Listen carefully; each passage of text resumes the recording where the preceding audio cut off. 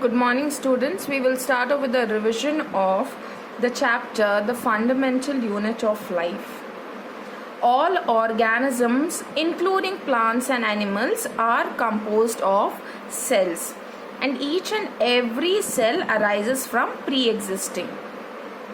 That means every plant and animals, each and every plant and animals are made up of cell.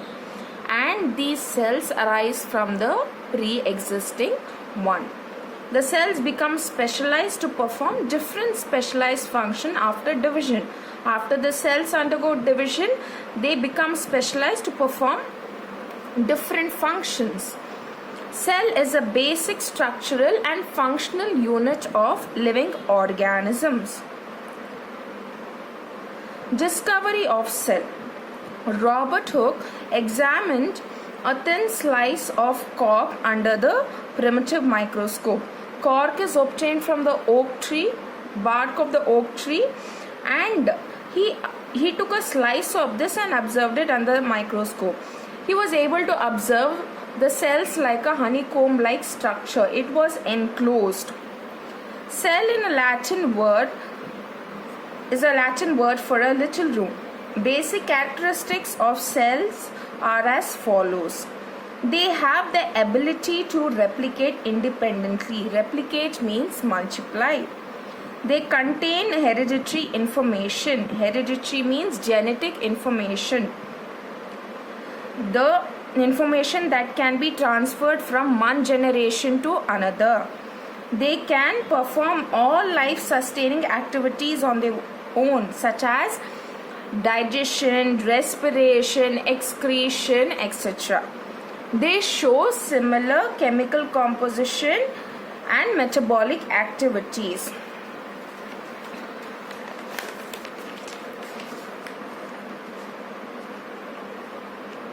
Cell theory. Schleiden and Schwann presented cell theory, which states that all plant and animals are composed of cells and they are the basic unit of life. Virchow in the year 1855 expanded the cell theory by suggesting that the cells arise from the pre-existing cell. Cellular composition in different organisms. On the basis of the number of cells present in different organisms, they are classified into two types. One is unicellular organism, the other one is multicellular organism. In multicellular organism, division of labor is seen. Now what do I mean by this? The food has to be broken down, and this function is performed by the digestive system. This function is not handed over to the excretory system or respiratory system. So we see the food is broken down by the help of the digestive system. Shape of cells. Some cells have fixed shape. Example, most plant and animal cells. Some cells like WBC and amoeba keep changing their shapes. They don't have a definite shape. Fixed shaped cells may be of various types like elliptical, fat cells, spherical, example ovum, spindle shape, example smooth muscle cell, discoidal RBC, elongated nerve cell, etc.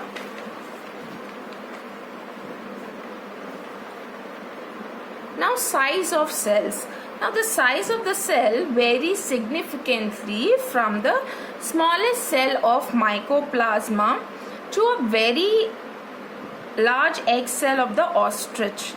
The longest cell of the human body are the nerve cells, which may reach up to the length of 90 centimeter. Now let's understand what are the functions of cells. Shape and size of cells are related to the specific function they perform. Example, amoeba. Amoeba has got irregular shape so that it becomes easier for it to move to obtain food. Multicellular organisms like human being perform these functions by division of labor. I already explained to you there is division of labor.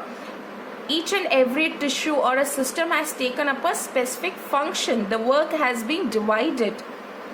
Division of labor is also seen within a single cell. Every cell possesses certain specific components known as cell organelle. Within the cell, to carry out the various functions, there are special structures called as cell organelles. Cell organelles along with the protoplasma constitute the basic unit of life called the cell. So protoplasm and the cell organelles together form what is called as cell.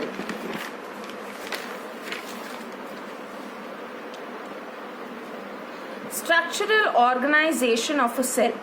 Microscopic studies reveal that every cell possesses three basic features in common, that is plasma membrane, nucleus and cytoplasm. Plasma membrane or cell membrane.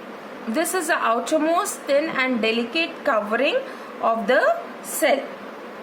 It separates the content of the cell from its external environment.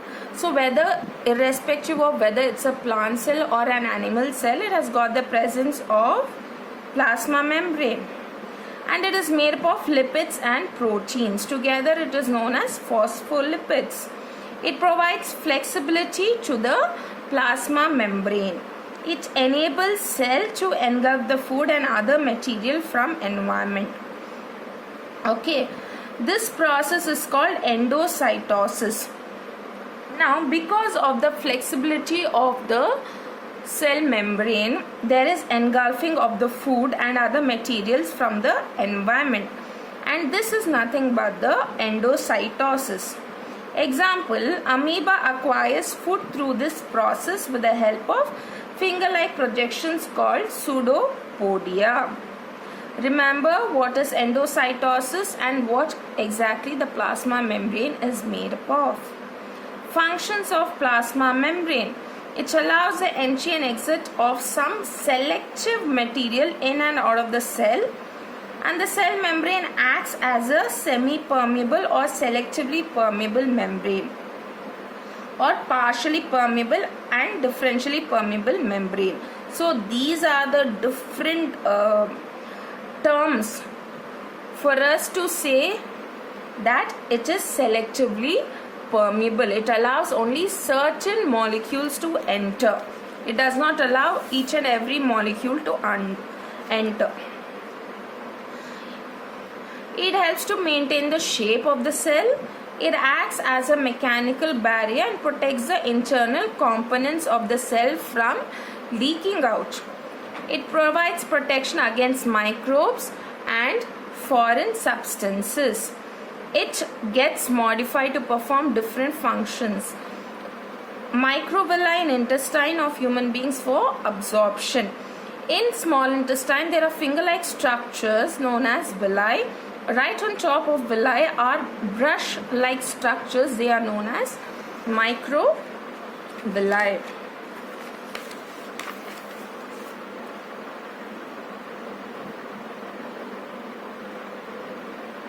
Transport across the membrane. Transportation of substances across the membrane may take place with the expenditure of energy and without the expenditure of energy. Suppose expenditure of energy is involved, it is known as active transport. Suppose expenditure of energy is not involved, then it's known as passive transport. Transport across the membrane by diffusion. It is a spontaneous movement of a substance, solid, liquid or gas, from the region of its higher concentration to the region of its lower concentration is called diffusion.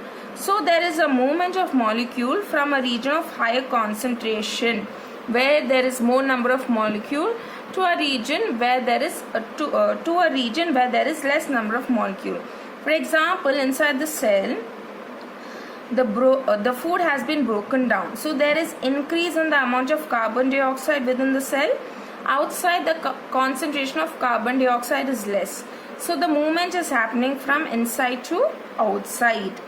Diffusion is faster in the gas than in liquids and solid. In addition to gaseous exchange, diffusion also helps an organism in obtaining nutrition. So this is with respect to diffusion. The rest of the topics we will discuss it in the next class.